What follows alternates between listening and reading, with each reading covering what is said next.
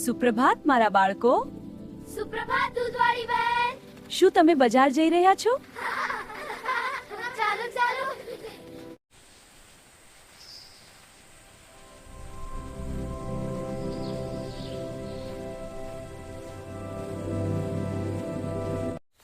હું દૂધ વેચીને પૈસા કમાઈશ.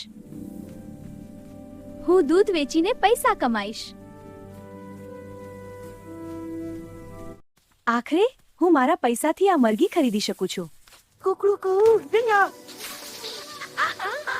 હા, આટલા બધા બચ્ચા, હું ખૂબ ખુશ છું. જો હું ઈંડા વેચીને વધુ પૈસા કમાઉં તો નવા કપડાં ખરીદીને ખુશીથી નાચીશ. નાચું નાચું આનંદથી નાચું. દૂધવાળી કલ્પનાઓમાં એટલી વ્યસ્ત થઈ જાય છે કે તે માથું પરવારી થઈ જાય છે.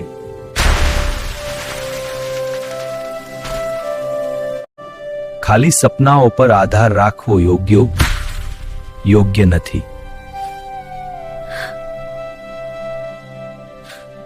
શૈક્ષણિક, ધાર્મિક અને જાણવા જેવી બાબતો જોવા પાઠક સાહેબની આ વિડિયો ચેનલને લાઈક આપવાનું ભૂલતા નહીં. Channel address Pathak Madhusudan.